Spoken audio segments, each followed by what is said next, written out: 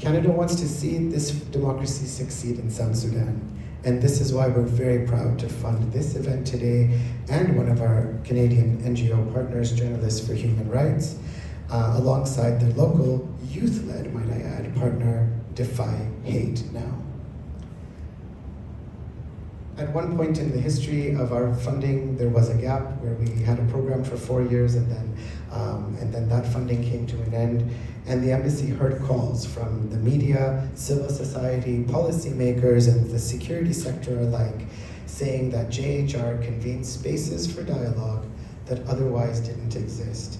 And that is why I'm very proud earlier in the last few months, to have brought JHR back in response to your calls from across South Sudan. We believe that it demonstrates the buy-in on the issue of ending mis and disinformation and hate speech. I also want to acknowledge that women have an extremely important role to play, not only in democracies at large, but also in leadership in South Sudanese civil society. Mary Ajit, who heads the JHR office, country office here, and Marina Modi, who's spearheading the project at Defy Hate Now, are two such examples. Supporting women leadership and women in leadership is a critical part of Canada's feminist foreign policy and Canada's feminist international assistance policy. And we didn't have to bring those women up, they were here, they existed, they're homegrown, but the point is they have positions of leadership. And again, that's another lens through which we can hear what people have to say and also demonstrate by example the value of equality that we have in this society. Around the world and here in South Sudan, the media plays a crucial role in fostering democratic space by keeping the public informed and connecting leaders with their constituents.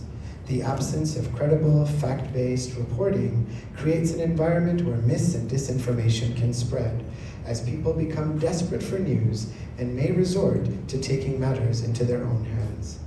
And this affects everyone, politicians, the public, and media alike.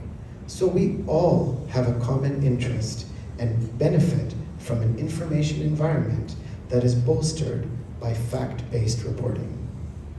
To quote Patrick Oyet, the president of UJOSS, who spoke earlier, but also spoke at the launch of the Canada-funded project with JHR, he said, "Too many wars have been started over a misunderstanding."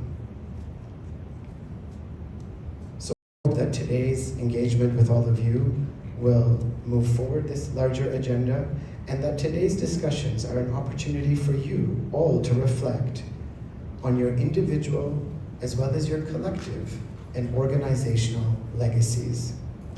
What legacy do you as leaders or future leaders of South Sudan want to leave?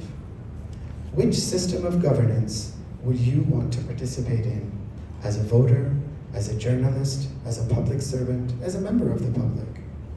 What investments and which decisions can you make now to achieve this vision?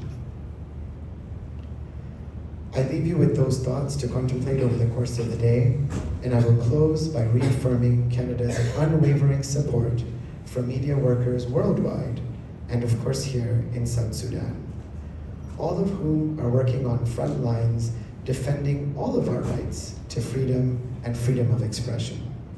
Regardless of how and when the elections take place, Canada recognizes that you, the media, are an integral part of the democratic process each day through your work. And really, media workers tirelessly lay the foundations for free, fair, and credible elections, building a democracy, serving your communities, and defending human rights in South Sudan. This courage and this tenacity from the media is what we celebrate today as we mark World Press Freedom Day. I salute you all.